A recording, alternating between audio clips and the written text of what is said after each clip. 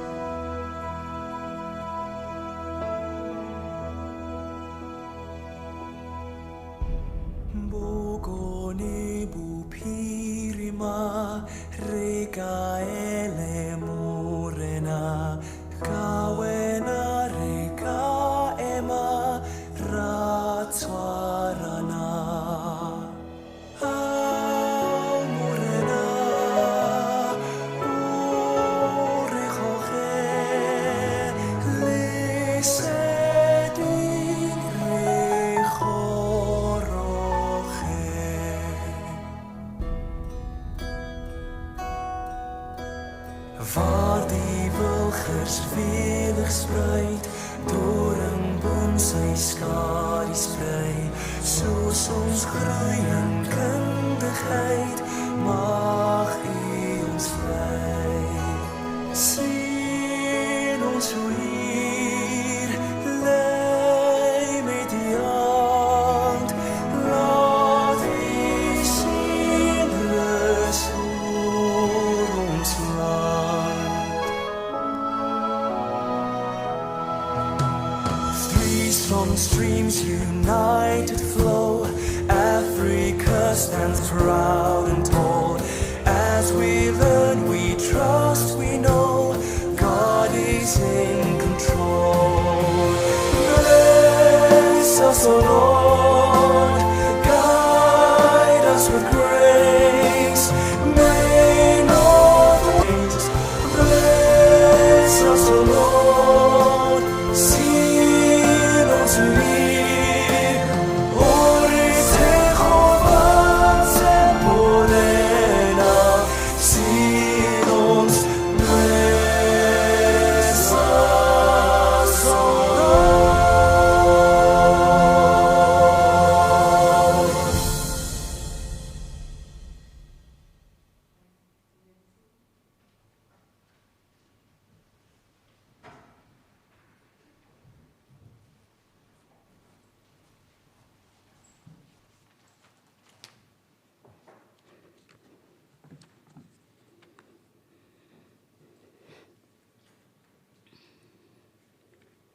I would like to make salutations to the following. Chairperson of the Northwest University Council, Dr. Jobeka, in his absence, the University Council members present, the University Vice Chancellor and Principal, Prof Dan Kwadi, the University Deputy Vice Principal and Deputy Vice Chancellor, Prof Linda Duplessis, the University Deputy Vice Chancellor, Teaching and Learning, Prof Robert Balfour, the University DVC for Community Engagement and Stakeholder Relations, Prof Sonia Sonepul, the University Deputy Vice Chancellor for Posh Campus Operations, Prof Balia, members of the University Management Committee present, all members of the University Fraternity present, staff members in the Faculty of Economic and Management Sciences present, all the invited guests, all protocol observed. Ladies and gentlemen, good afternoon. Goeiemiddag. Tapamay monad.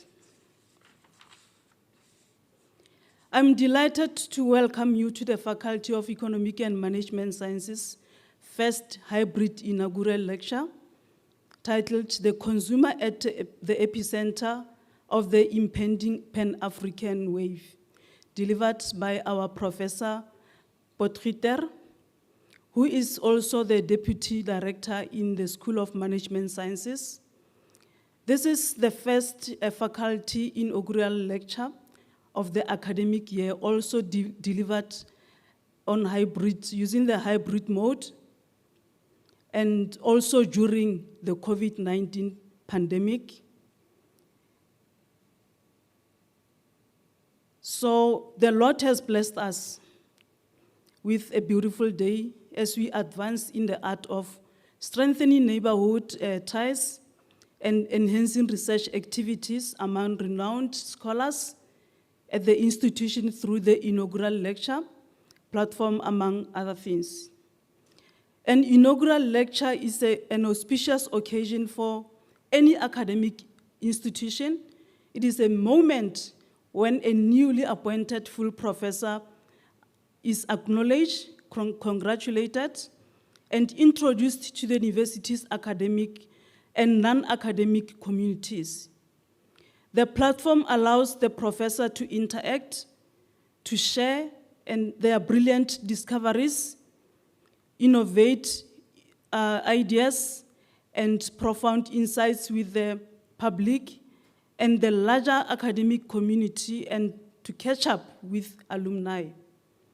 Furthermore, events such as this create an opportunity to professors to highlight a significant milestone in their academic careers, as well as share current and future research goals.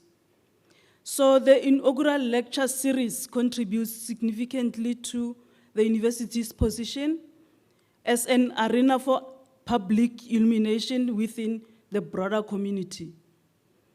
The inaugural guest speaker this afternoon is a professor of management in the program Business Management and Marketing Management, whose topic is sure to stimulate the senses of anyone who is interested in consumer behavior in Pan-Africanism context. The university is steadfast in displaying its resilience and ability to evolve and to elicit transformation through research, contributions to general societal long-term development and improvement. We are grateful to the university management for fostering a conducive environment of inquiry and pedagogic achievements, resulting in a top tier of scholastic professors who are stretching the limits of knowledge and promoting academic excellence. On this point, I'd like to applaud Professor Potgieter on his academic credentials, which culminated in him giving his inaugural lecture today, fulfilling his academic obligation to the institution and the community by addressing the topic, the consumer at the epicenter of the impending Pan-African wave. I'm looking forward to hearing from our Prof Potgieter, whose research and innovations have hit the headlines. Once again, a warm welcome to everyone present, and thank you for taking the time to attend the occasion.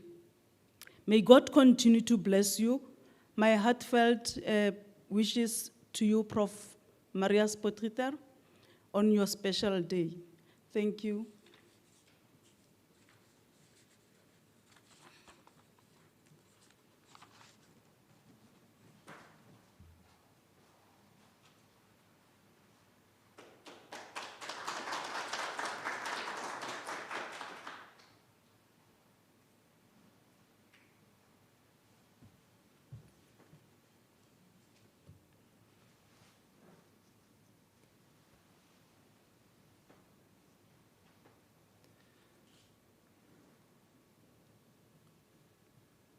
All the members of the management of the university that are linked in for this special event this afternoon, Prof Robert, who's here, Prof Ntebu, Prof Dan, and the special man, Prof Marius,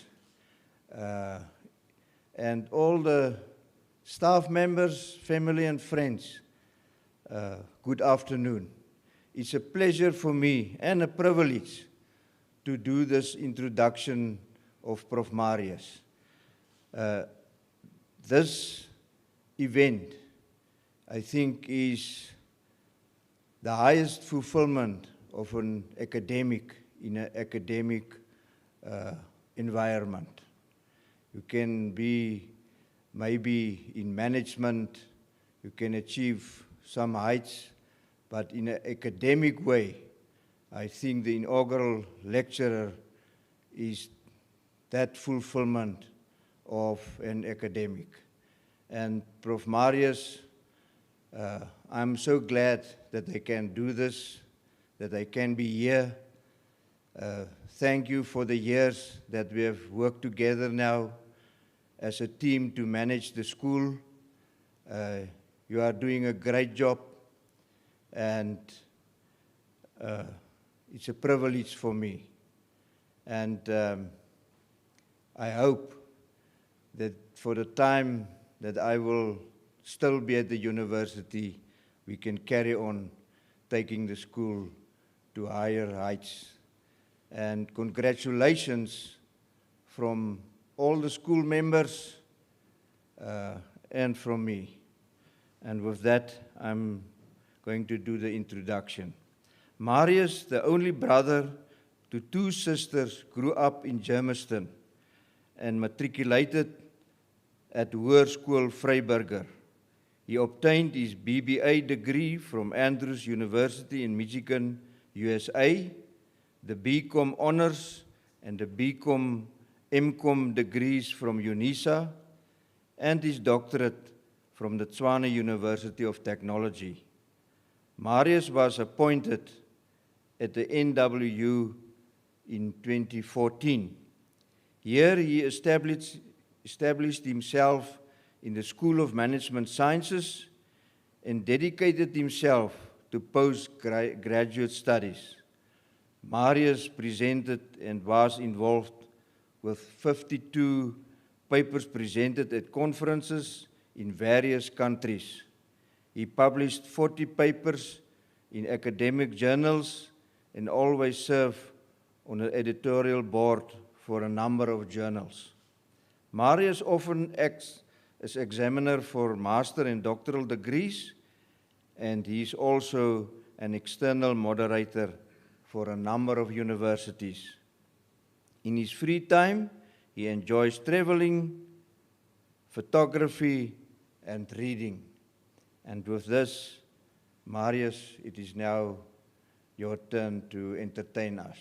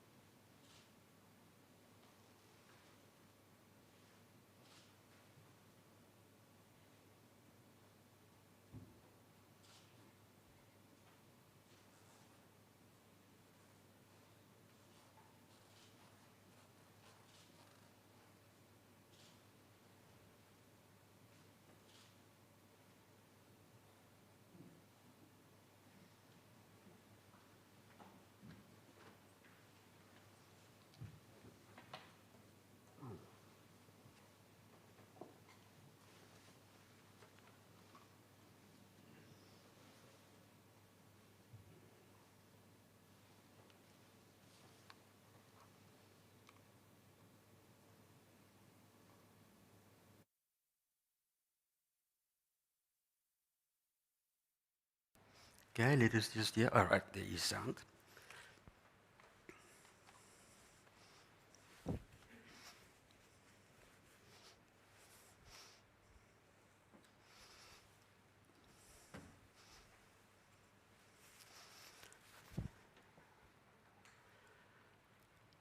Good afternoon, ladies and gentlemen.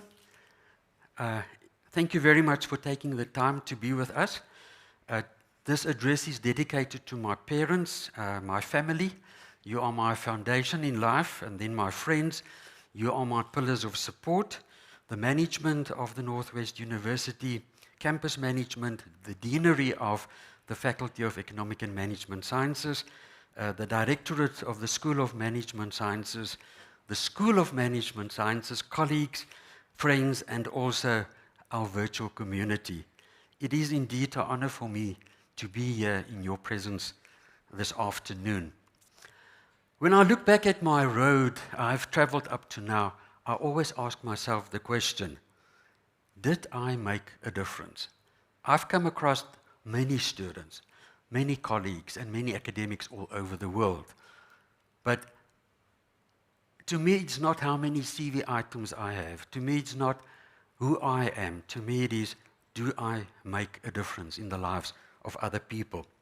And I hope that I will be able to leave you also with a spark of hope, because you are the epicenter of the impending African wave.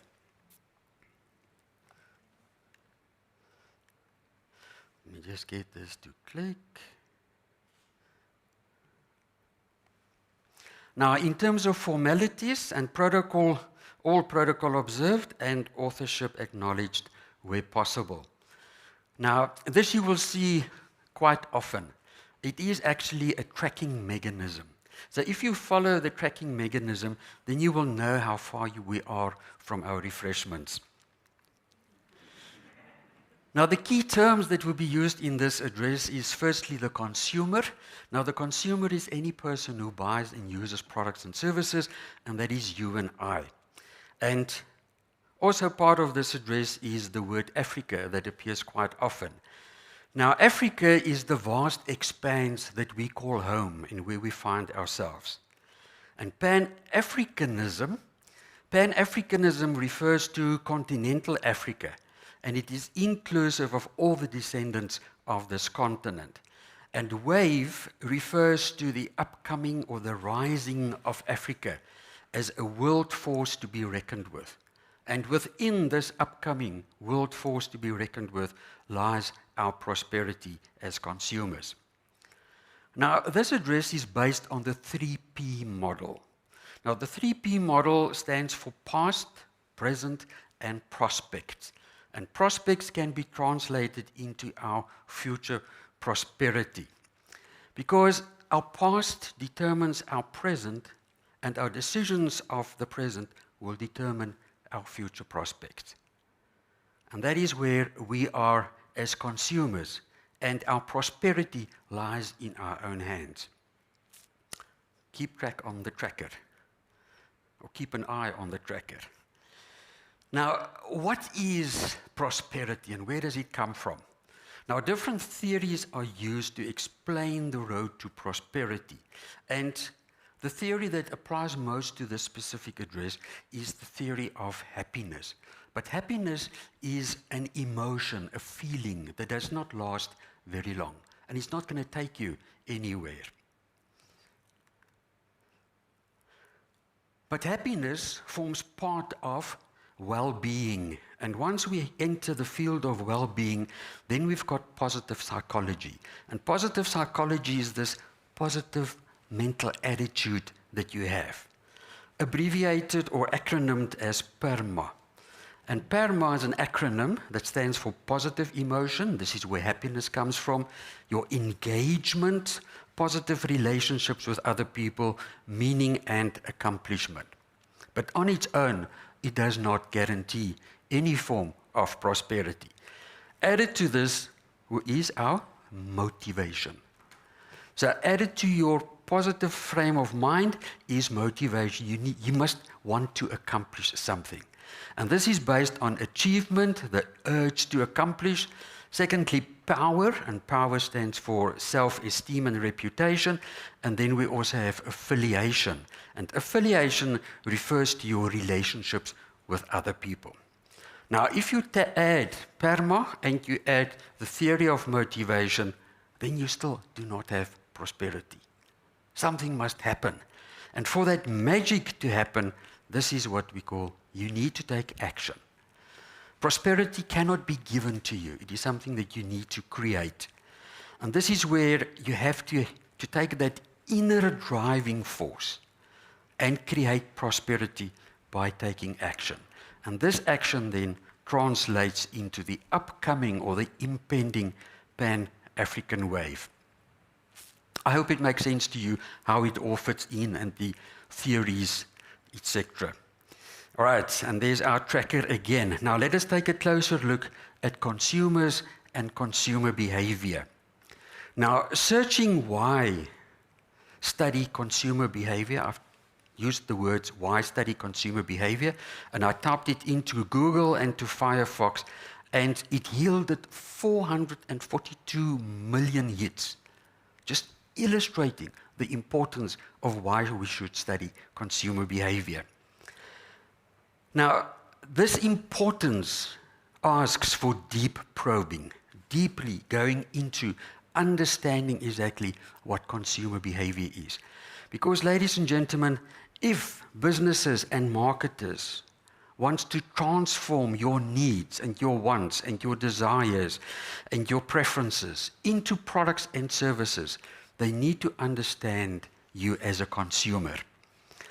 Up to the level that we in marketing called augmentation, which is consumer delight or the wow effect. Now, in total in the world, we've got 7.8 billion people. Now, all of them are the same, but they are not the same. And this is where we need to group them into different groups. If we want to understand the difference between male and female shoes, we don't need to go any further than how many men there are and how many females there are. But if we want to know why are men lately buying more shoes than ladies, then we need to go much deeper into understanding consumer behavior.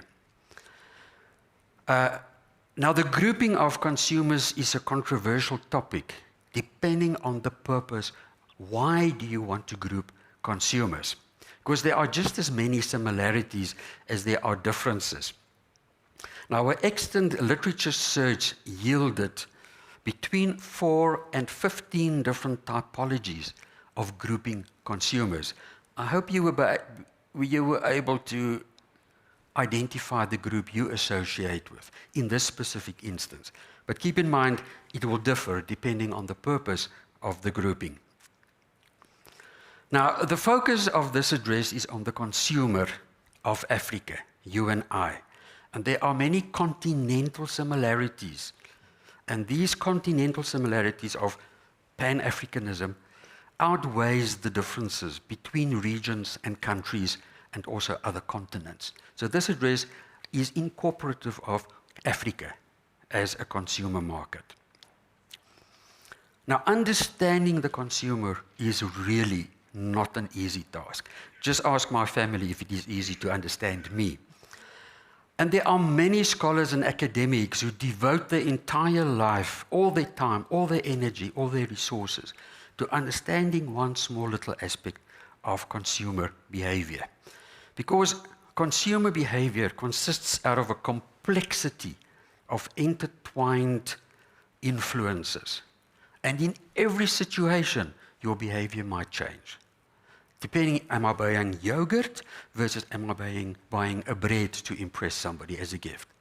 And every time it changes. Now, consumer behavior consists of various processes. And the one most appropriate for the purpose of this address is the one that is on the board, and it was adapted from Arnold's publication. Now, here consumer behavior, whether it's individuals or groups, does not matter, but we all go through this process where production takes place, acquisition, consumption, and then disposing. And these 4 are referred to as constituents of consumer behavior. And every constituent consists out of a range of activities. For example, acquisition, 1, 2, 3, 4, 5 different activities. And every activity, unfortunately due to space limitation, I could not include this, every activity consists out of dynamic influences.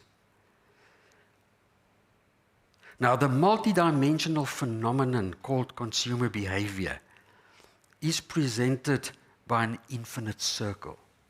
And the production happens, we all acquire products, we start using it, and then what do we do with disposal? How do we dispose of the packaging in which we bought the products? How do we dispose of the leftovers? How do we dispose of the product after the microwave's life ended after 10 years? Do we just dump it, or what do we do with it?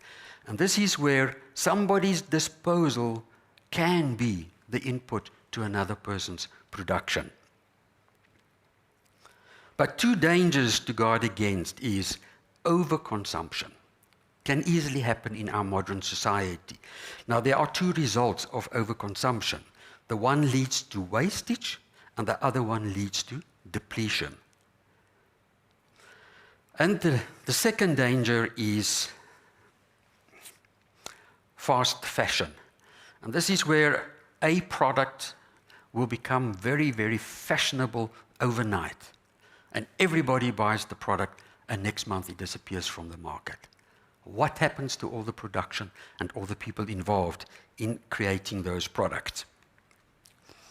Now, an anthology of the multidimensionality of consumer behavior revealed that there are diverse facets. There are different dimensions to consumer behavior, and every dimension consists out of different facets. It's like a diamond, depending on how you look at it. And there you will find the different facets and dimensions. And here we can get special or selected specialization. And selected specialization is where a researcher will say, I'm going to focus all my research only on reference groups. Who are the reference groups? Because reference groups change from situation to situation. So there's a lot of knowledge that we need to acquire about reference groups. But what about the influence of reference groups on the other facets? Or reference groups on the other dimensions? And here we start looking at relationships and interrelationships between different dimensions and the facets. So one lifetime is not enough for understanding consumer behavior. Now, up to now, we explored consumer behavior, and following, we are going to take a brief flight over Africa, because that is where we, as consumers, are. Now, Africa is also referred to as the mother continent because we have the cradle of humankind, and no other continent can brag about that. Now, Africa recently, it used to be 54, but it is now 55, after the Democratic Republic of the Congo split into two, and added to that is the latest acknowledged diaspora. Diaspora refers to all those displaced from Africa. If one of your loved ones is in New Zealand or Australia, they are part of the diaspora. And they can be regarded as part of the 56 countries of Africa. But what is in a name? What does the word Africa mean? Going back into history, it means sunny.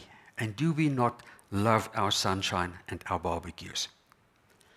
Now, Africa, a few impressive things about this continent where we find ourselves, and you will see that Africa is so big that many of the world's countries can fit into the landmass of Africa.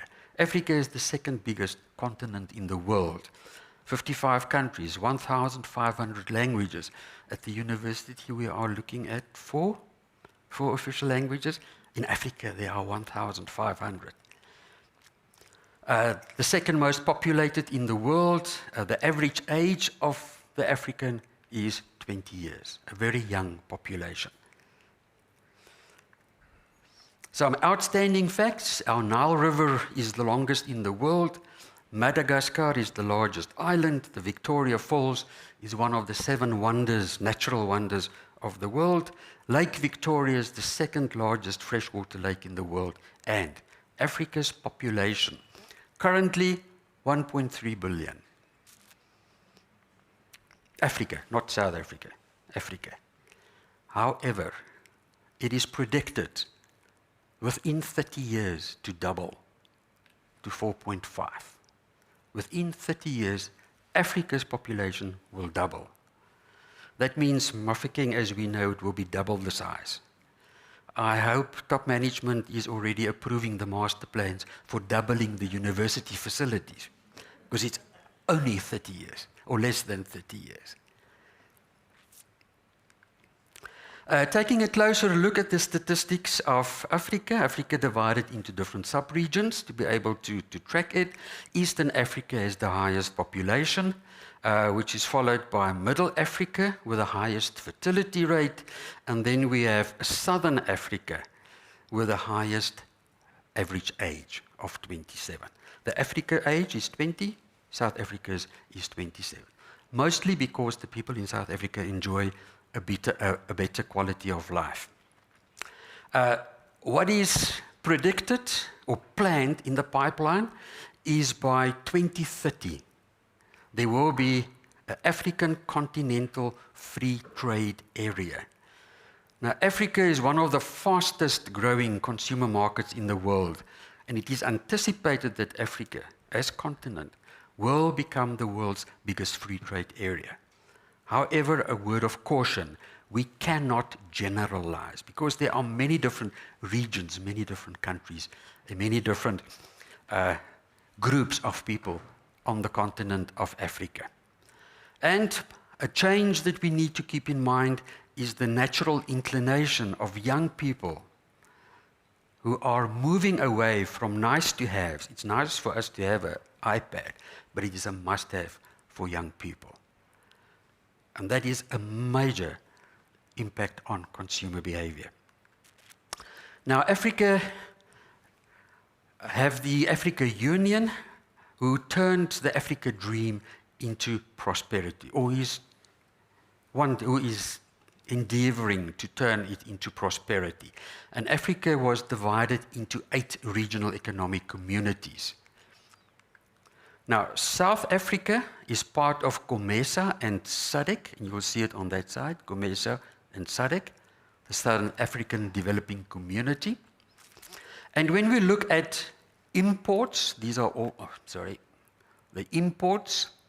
Now, ideally, from an economic point of view, imports is supposed to decline over time as you develop and as you create your own industries. However, it is only one. Sensat. Oh, no, sorry, Sensat is the biggest importer. And then on exports, exports is supposed to increase because it brings in foreign currency into the country. And the biggest exporter was, once again, Sensat. Now, the Sensat region, this is the community of Saharan states, which includes mostly the northern countries in Africa. Now, collectively, they are far bigger than SADC. Here at the bottom, where we are. So that's why they are the biggest importers and exporters. Now, for imports, the biggest import partner is China. And for exports, there are 2 big export partners. The one is India, and can you guess the second one? China. So if we want to develop in future, that is the direction we should look at. But we should reduce our imports and increase our exports. Now, Africa is still the poorest continent in the world.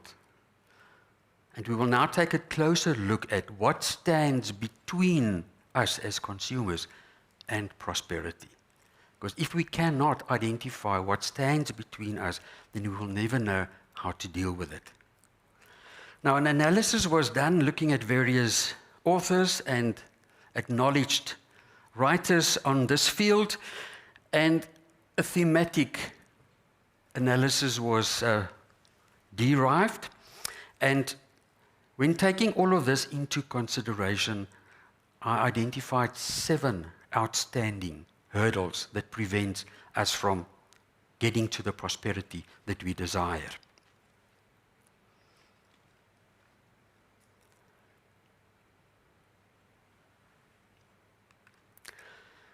Now, income growth and income distribution, this is where poverty reduction is of paramount importance. It is so important that it is incorporated in the Millennium Developmental Goals, the Sustainable Development Goals, and also in the Africa Union Agenda. Ladies and gentlemen, poverty in Africa started to show a decline. However, some countries and areas do experience an increase. But the impact of COVID still needs to be reflected in official statistics to be published. But at this stage, it is predicted that countries will be set back between 3 and 10 years in dealing with poverty, not even to mention eradicating poverty. So COVID, the impact of COVID, goes much further than we would like to think. Now, in terms of poverty, the online World Poverty Meter indicated that in the world currently are 712 million people living in extreme poverty. Extreme poverty refers to $1.90 per day, or it translates to 28 Rand per day, or 860 Rand per month. If your income is below that, then you are part of the extreme poverty group. And in South Africa alone, we've got 16 million people, or 27% of the population, in extreme poverty.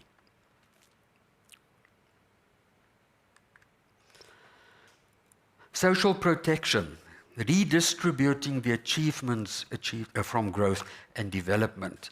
And this calls for 2 areas of further research. Poverty as an obstacle to growth. How and what can we do about poverty preventing growth on our continent? And then realistic measures that will secure growth for future development. And then it takes us to education. Africa literacy is estimated at 70%, the average, compared to the world average of 90%. South Africa is recorded to be at 95% literacy.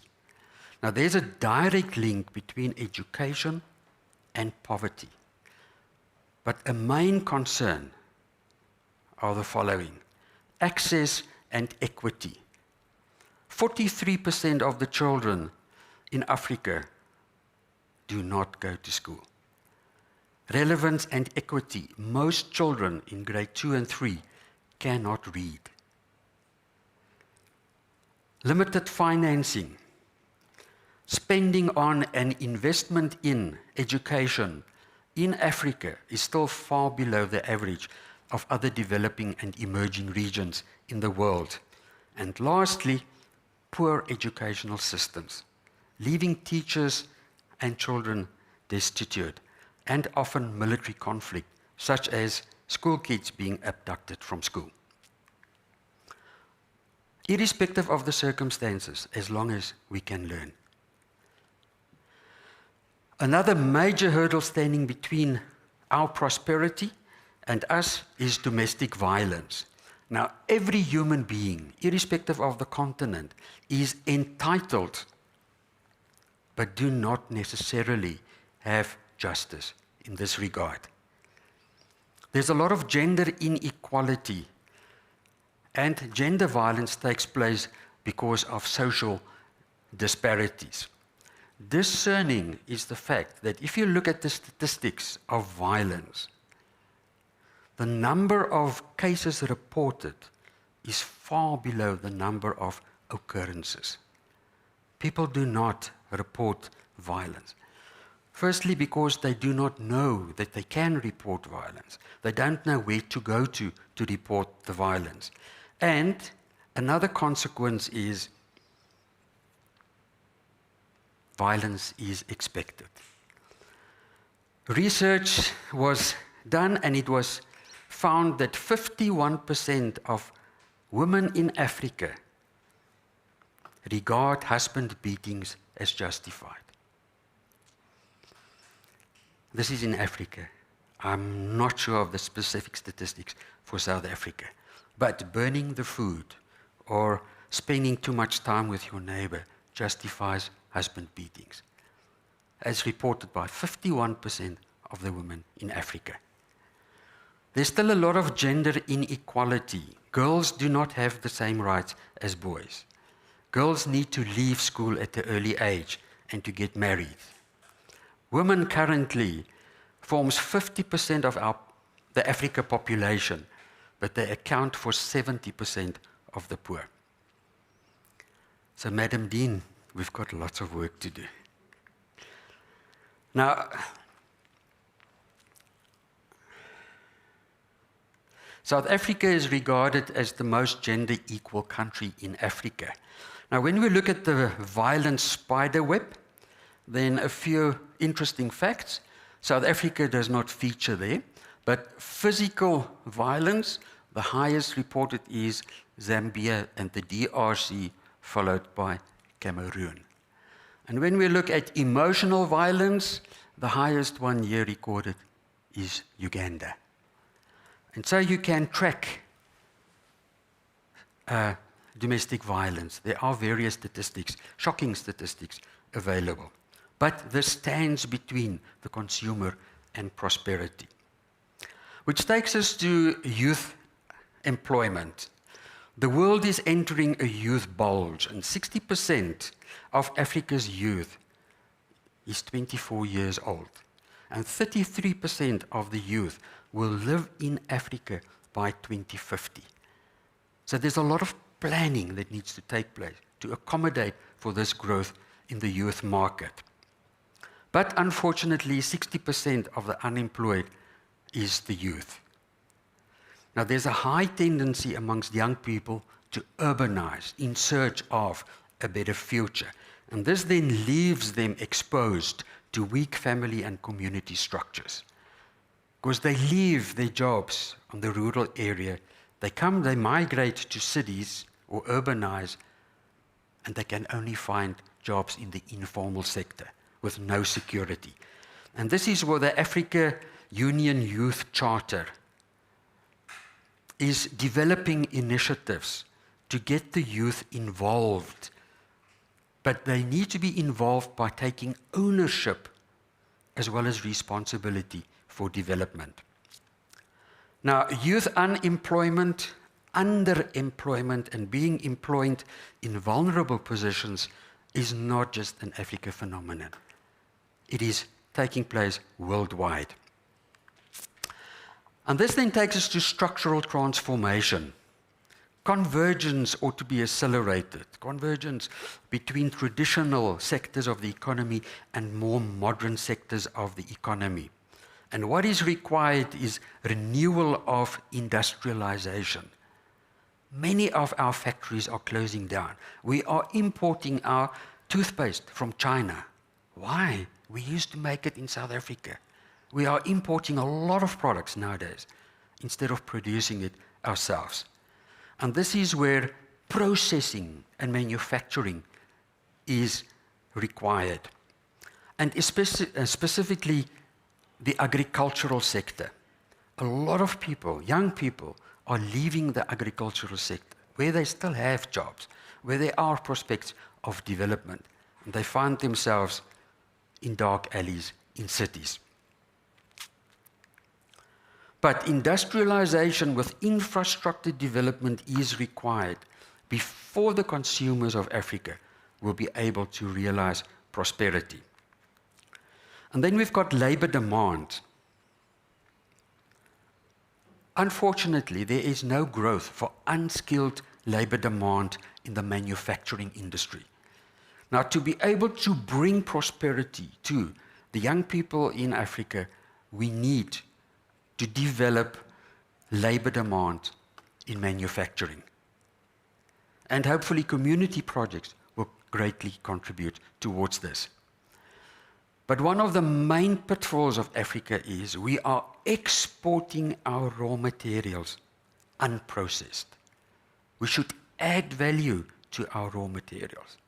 So instead of shipping out all the iron ore by ship to China, we should process it into metal before shipping it out to China.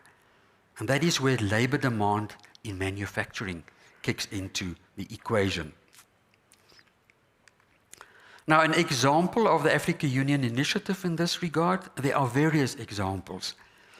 And then we've got diversification. Africa is the least diversified country or continent in the world, mainly because manufacturing is not growing and there's a decline in agriculture. People are moving out of agriculture. Agricultural products are exported instead of processed. Why do we export our pineapples, fresh pineapples? We should dry the pineapples, we should make our own pineapple juice and then export it. And that is where diversification comes in. We have all the natural resources. What do we do with it? We export it. So the crocodile skins. Yes, we skin the crocodile here, we salt the skin, and the hide is exported to Italy for processing, and we import the very expensive handbags. But we should make it ourselves. And this is what is referred to as the natural resource curse of Africa. Yes, we have a lot of natural resources, but what do we do with it? And then the last hurdle standing between us and our prosperity is policy options. Now, there are 3 levels on which policy decisions need to take place. It's national, regional, and global policies. Now, looking at the illustration, you can decide if that is a giving hand or a taking hand. Now, on the national level, poverty needs to be reduced by fundamental capabilities in terms of incentives. Then we've got structural transformation, and we've already touched on that. But what is called for is the development of the private sector. And this is where a green growth comes into play. And resources needs to be managed, specifically fresh water. And on the regional level, here we have regional integration, and this is where the different economic regions needs to work together. SADC with other regions. Now, the ideal is to strengthen regional integration, such as high-speed trains between the main cities on Africa. Why do we not have it? If you want to fly from here to many African cities, you need to go out of the continent and come back to the continent via Europe. Is it really necessary? And this is where integration plays a very important role. And lastly, we've got global policies. Now, global policies refers to competitiveness through collectiveness. Africa must stand together. And we must be acknowledged as a source to be reckoned with by other continents. And that is where the impending African wave comes in. So we should rather produce instead of asking for harmful aid. Just 2 more to go, and we're finished. Now, the transformation of Africa has not yet been remarkable. And we need to take this African opportunity and turn it into prosperity. And out of this came an analysis, and it is referred to as the Africa High Five. High five, we all know high five when you meet up with people. But what are these high five fingers standing that can yield prosperity for Africa? Now, the first one is feeding Africa. Poverty reduction is extremely important and should be on the top of all developmental agendas. Because we need to cultivate, we need to process, and we need to consume in Africa instead of importing. And then only will we be able to outgrow our dependency on other countries, other continents, as well as on other aid. And in this case, agriculture is one of the backbones of the African economy. Now, well known to us are the many school feeding programs and soup kitchens all over Africa. But concerning is that 100 million people in Africa in 2021 and 2022 will face catastrophic levels of food insecurity. standing in a queue for a bread. A 60% increase from last year, mostly ascribable to the effect of COVID-19.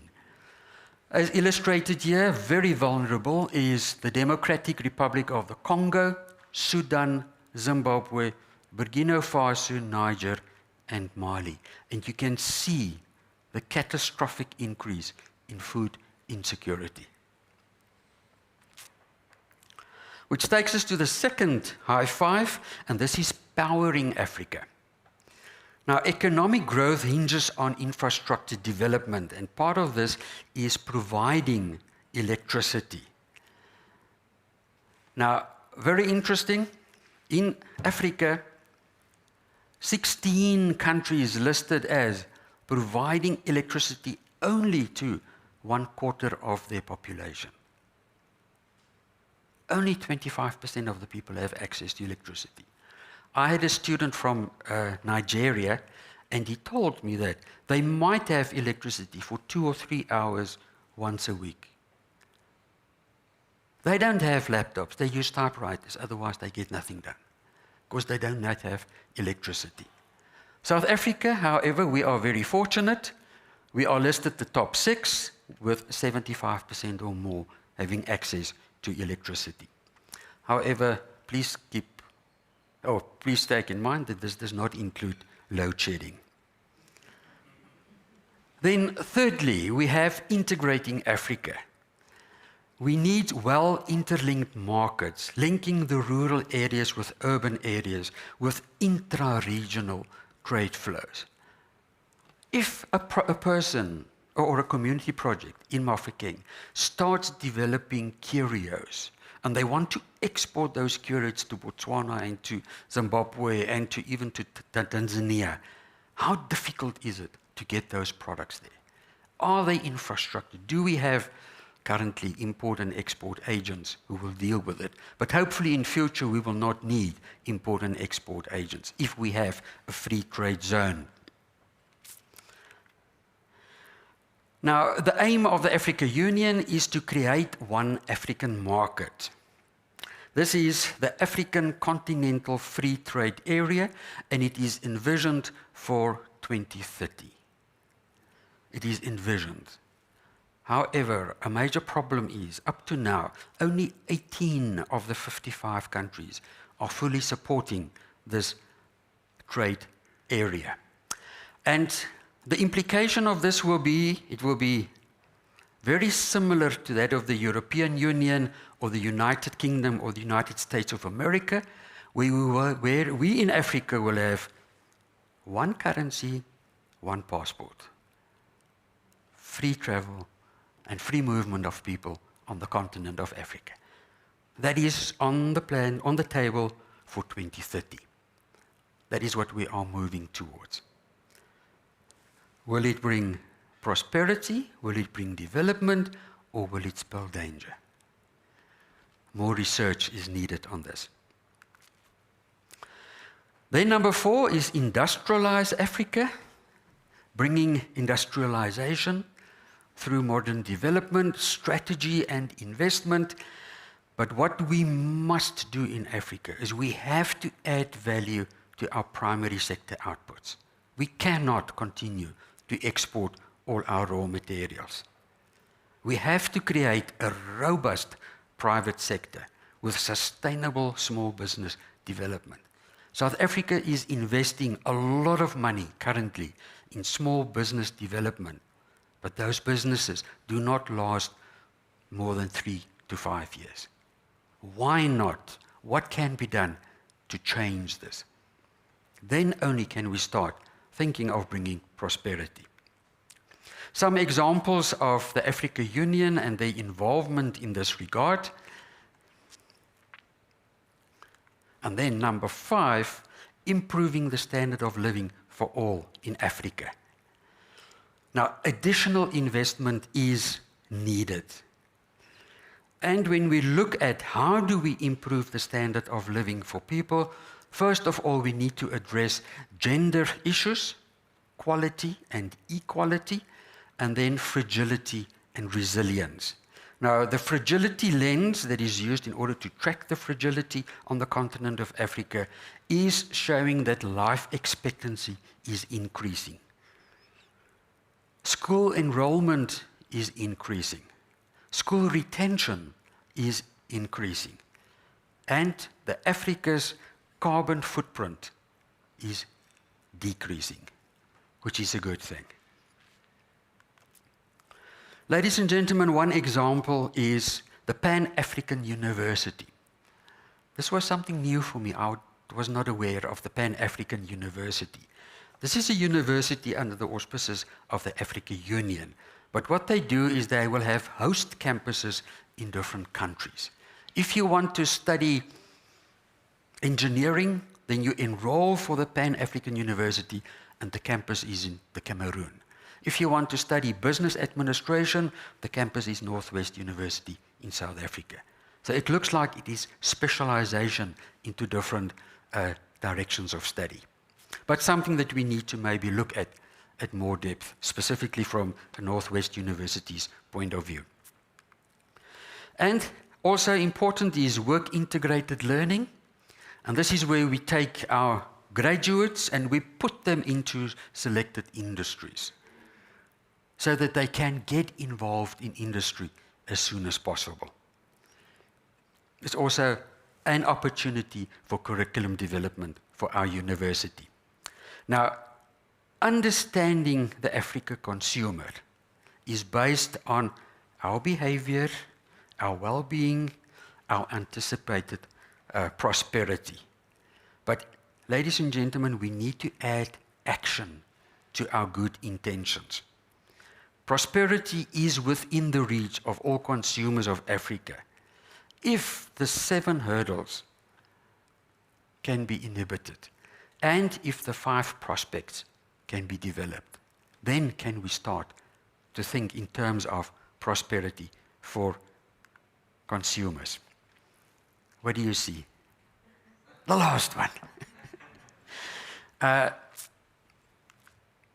The United Nations declared the 2015 Millennium Developmental Goals, and 8 goals were set and accepted by all the main leaders in the world. But however, time ran out and they could not achieve these goals by 2015. So a lot of summits took place, and the world leaders then decided to amend these goals, and out of this came the 17 goals with 169 targets. And these are referred to as the 2030 Millennium Goals. And the Africa Union also showed their acceptance of these goals and incorporated this in the Africa Agenda 2063. Maybe something we should take a closer look at. The Africa Agenda 2063. What do they envision for Africa? To be a dynamic force in the world. And that is the impending or the rising Africa wave, which we can expect by 2050. Ladies and gentlemen, you and I, we are consumers of a continent that has it all. What more can we ask for? We have more than any other continent. You are the epicenter of the impending African wave. And I thank you. Best wishes.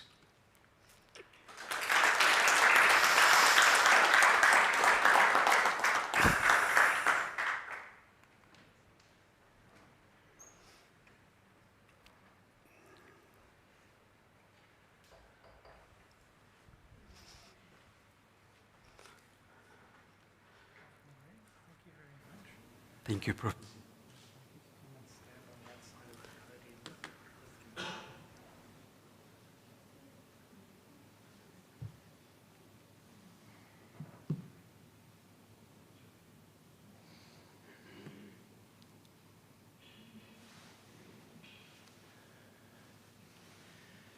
Good evening, everybody. I'm Professor Robert Balfour. I'm DVC for Teaching and Learning. And on behalf of the university's leadership and management, it's really a wonderful occasion to celebrate with our colleague, Prof Marius, on the occasion of his inaugural lecture this evening. I'd like also to acknowledge the participation of our University Council leadership and the Chairperson of Council, the University Management and our Vice-Chancellor, the faculty leadership, specifically Prof Ntebo, Prof Dan, Prof Renier, and colleagues from the School of Management Sciences. And Prof Marius and your family members and friends present, thank you so much for a wonderful occasion and an opportunity to listen to our colleague on this really important topic. That this is an accolade for the faculty is a given, but that it is a lifetime achievement for our colleague, Prof Marius, I think makes this an especially special occasion. And it is a contribution in that sense, not only to the individual and the individual's development track and development, but also contribution to the learning community that is the Mahikeng campus of the Northwest University. It interested me, Prof Marius, that you drew from Spinoza at the beginning of your talk and concluded with reference to that very eminent philosopher of the 1600s. Spinoza was a figure that was controversial in his time. He was a Sephardic Jew descended from a family that had been compelled to convert to Catholicism, that had fled Portugal only to settle in the Netherlands and then reconvert to Judaism. He was one of the most misunderstood thinkers of the Enlightenment and probably also one of the most influential but lesser known figures of his time. And it intrigued me that you had drawn from that philosophical beginning in your consideration of consumer behavior and the place of Africa, particularly as a growing and developing economy with a pan-African future that many of us still find difficult to conceptualize within the boundaries of our colonially endowed borders. So that you have been able to bring this width of perspective, Prof Marius, and depth of thinking, in many ways, to my mind at least, speaks to that heritage that Spinoza endowed in the philosophical tradition.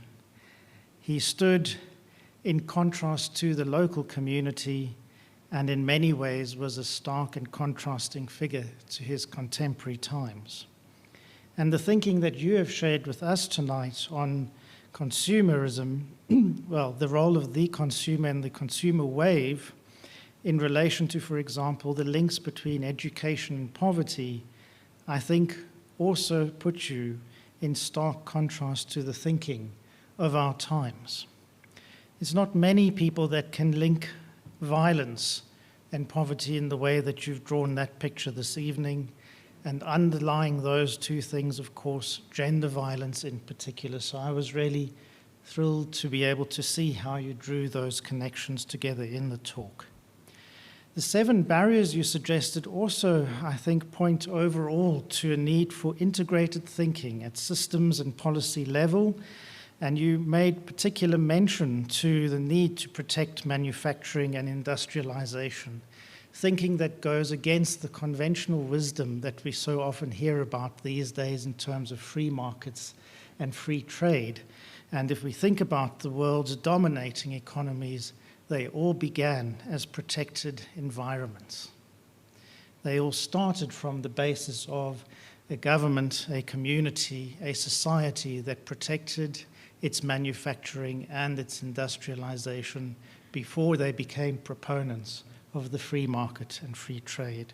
And I think therein lies an important lesson for us in South Africa particularly, as we come under so many pressures, as you've mentioned, to export without manufacturing ourselves, to undersell the immense wealth that in fact the country possesses.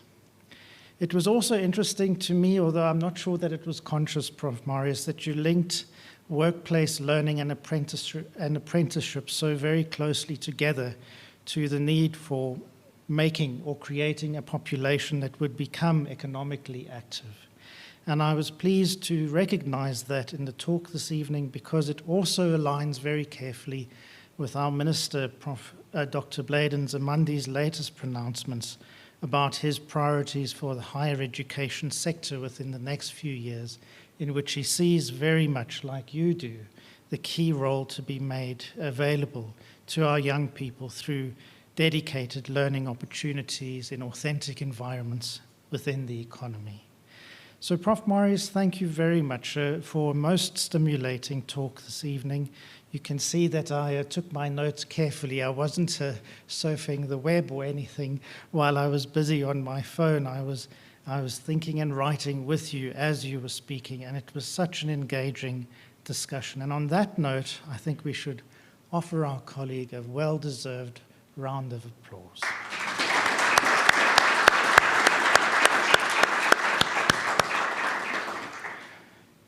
Now, I particularly love coming to inaugural lectures because it's the one opportunity, Prof. Ntebo, where I feel I get to learn something that I never had an opportunity to learn as an undergraduate student. But perhaps more than that, there's also the opportunity to share with you a special gift tonight. It takes the form of a very beautifully crafted set of pens made by our colleagues at the university, which I will share with you in a moment, as well as a special certificate. And I would like now to hand both of those off to our colleague, Prof. Marius. Thanks very much.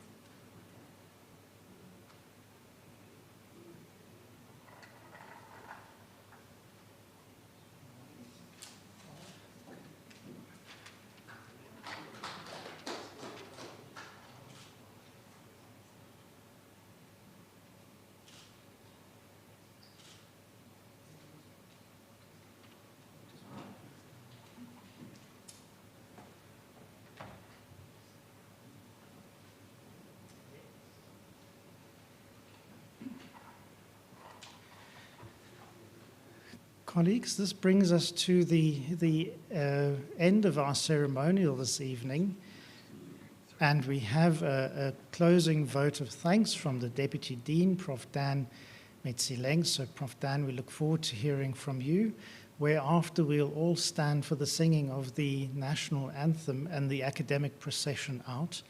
At the end of the ceremonial tonight, we will ask Prof. Marius to stand by the door first, so that he has an opportunity to greet each one of you as you leave the room this evening. Prof. Dan?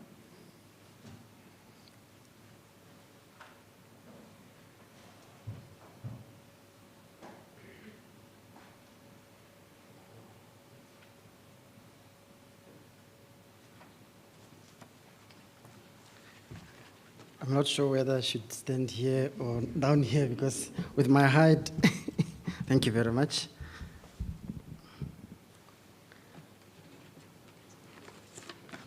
Good evening, colleagues. Good evening, ladies and gentlemen.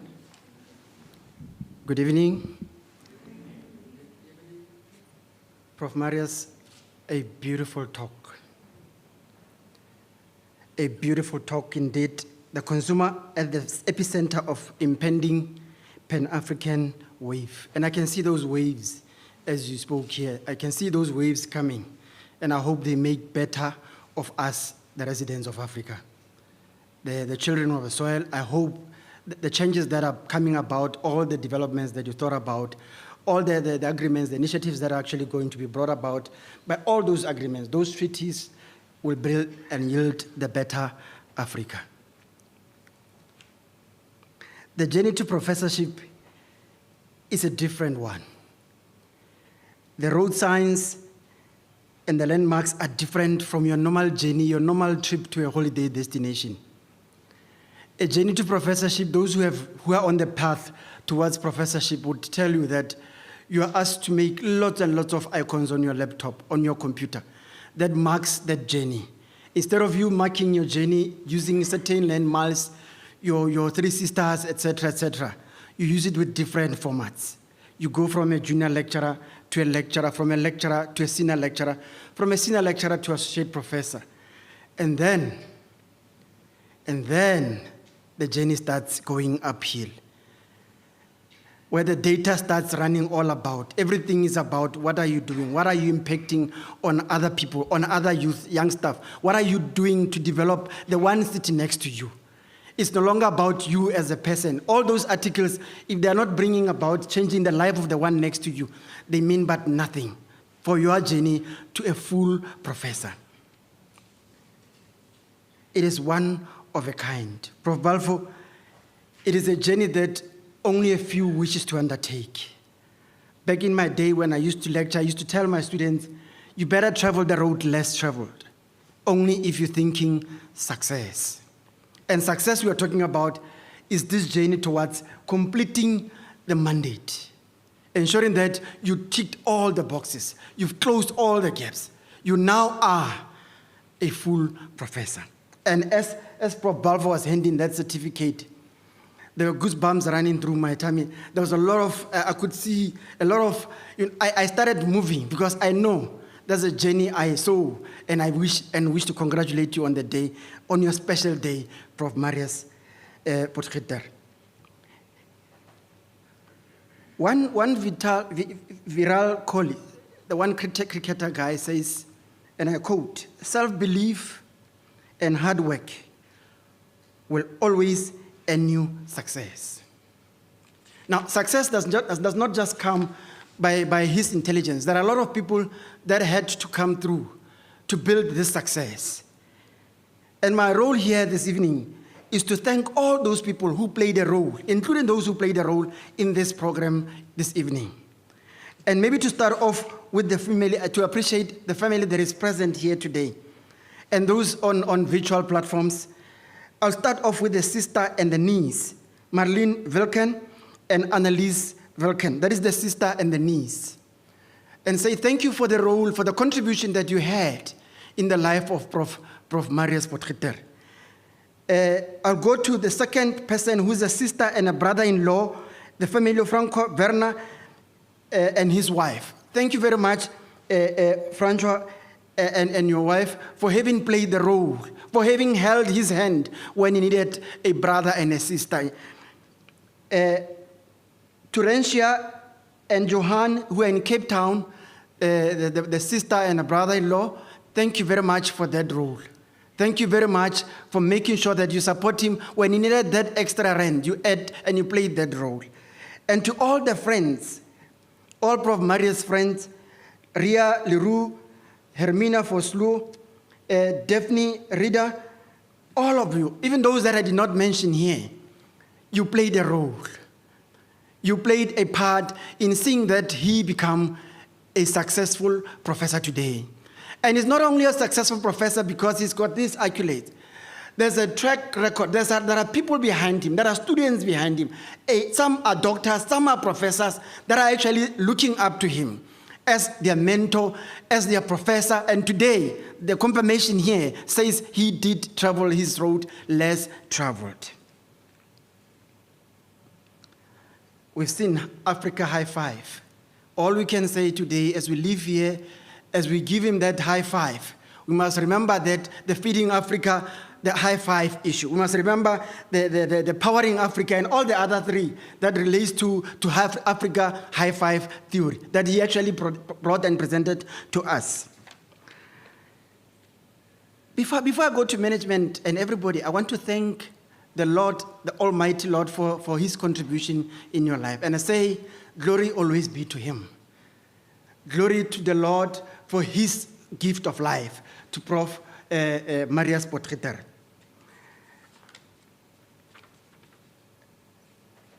The university management, under the leadership of Prof. Dan Kwadi, Prof. Linda Duplessis, Prof. Sonia Sadepool, Prof. Daryl Balia, Prof. Robert Balfour,